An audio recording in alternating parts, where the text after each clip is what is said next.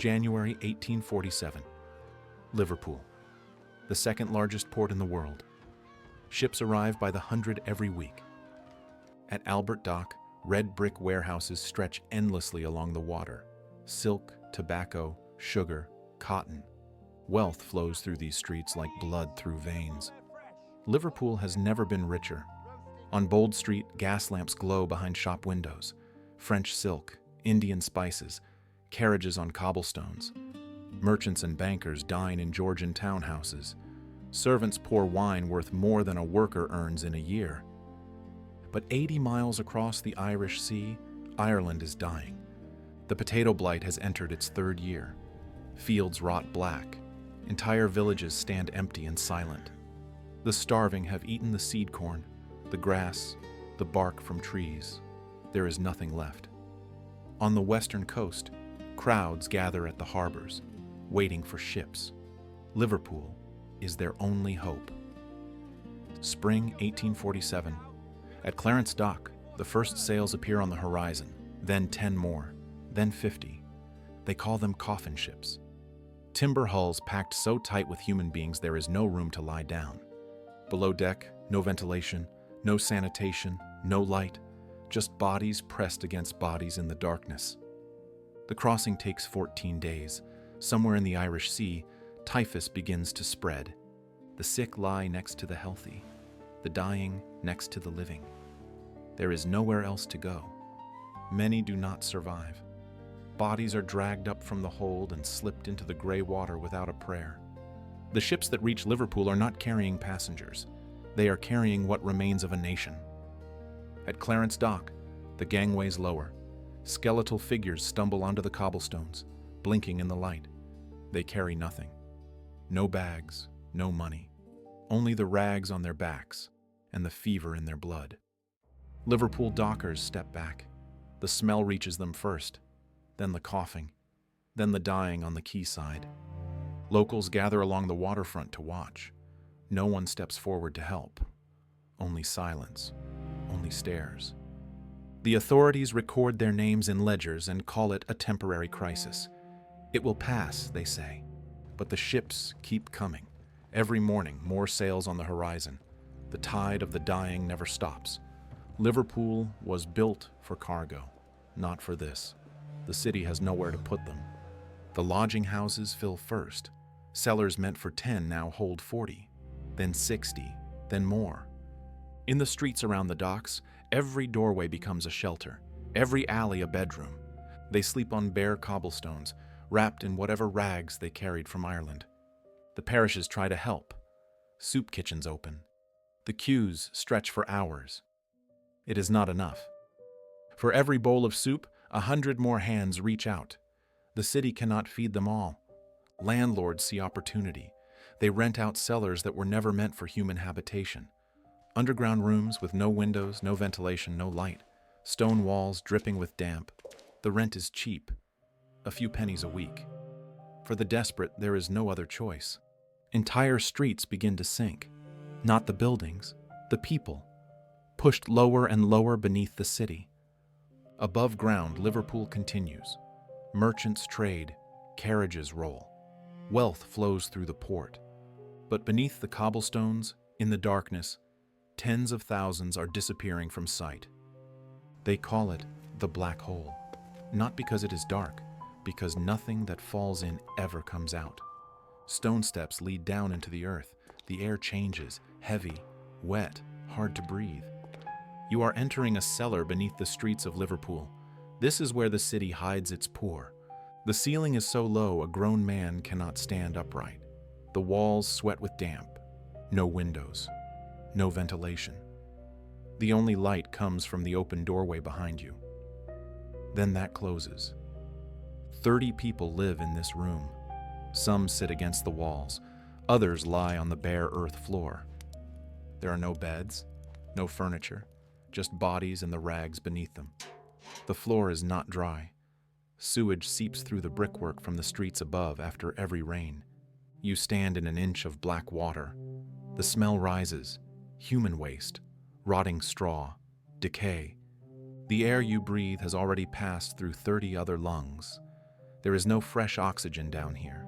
In the darkness, you cannot tell day from night. Only the footsteps above tell you morning has come. People cough in the shadows. A woman moans in the corner.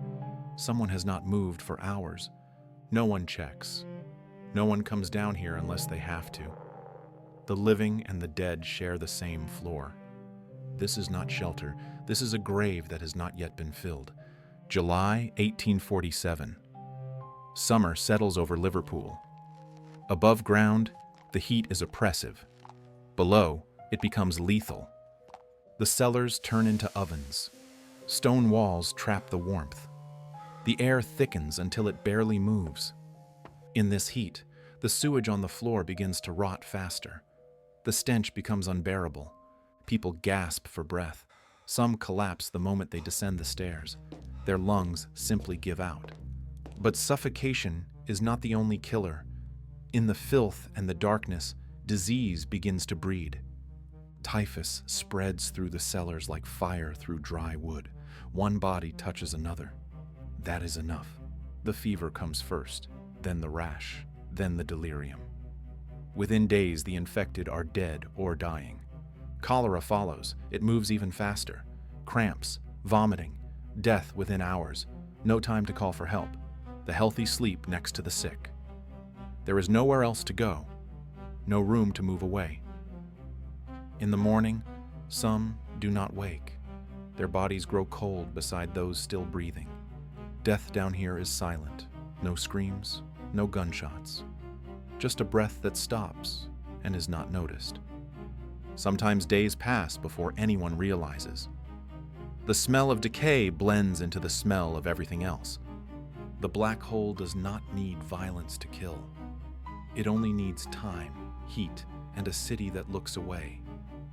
The dying are dragged up from the cellars and carried through the streets. They need doctors. They need beds. Liverpool has hospitals, but the hospitals were built for thousands, not for tens of thousands. At the fever sheds near the docks, the sick are lined up on the ground outside, waiting for a bed. Some wait for hours. Some wait for days. Some die on the pavement before their name is called. Inside, the wards overflow. Patients lie two to a bed, then three. Then, on the floor between the beds, doctors move from body to body, but there are too many. They can only watch most of them die. Nurses fall sick. Then, doctors. The disease does not care who it takes. Healers become patients. The Irish are turned away first. They are seen as the source of contagion, a burden, a threat. Hospital gates close to those who need them most. If you have no money, you have no bed. Fever sheds become dying sheds. People enter but do not leave. The carts come every morning.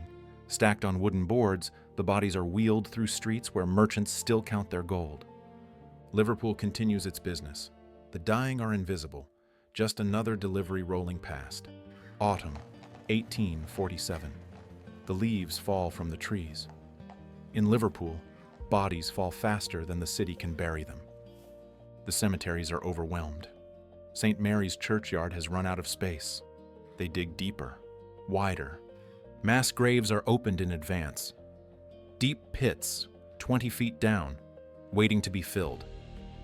The dead arrive by cartload, stacked like timber, lowered into the earth without ceremony. There are no individual coffins. Wood is too expensive, and coffin makers cannot keep pace with death. They use shared coffins with hinged bottoms. The body slides into the pit. The coffin returns for the next. No headstones, no names carved in marble, just numbers scratched into parish ledgers, if that. 830 burials in 1 week, 1,200 the next. The numbers climb until they lose all meaning. Most die alone.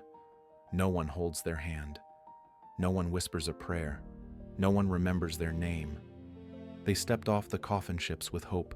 They descended into the black hole. They ended here. The earth closes over them.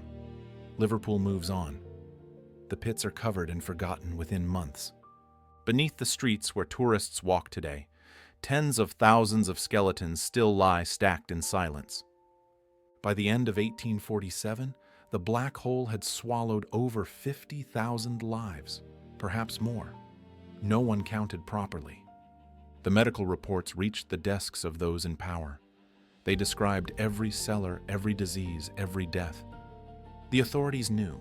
They knew that clean water could save lives, that ventilation could stop the spread. But reform was expensive. The poor were blamed for their own suffering. Disease was called a moral failure. The black hole continued to exist, not because it could not be closed, because it was convenient. A place to store what society did not want to see, to absorb the deaths no one wished to count. Only after tens of thousands had died did the wheels of change begin to turn. Slowly, reluctantly. The cellar dwellings were outlawed. Sewers were built. Clean water became part of the city, not a privilege. Liverpool grew cleaner, brighter, safer. But look at what it cost to make a city care about its people. The reforms were not paid for with money. They were paid for with 50,000 unmarked graves. Today, Liverpool has forgotten. The streets are clean. The docks are quiet. Tourists photograph the waterfront. But beneath their feet, in the silence of the earth, the bones remain, waiting to be remembered.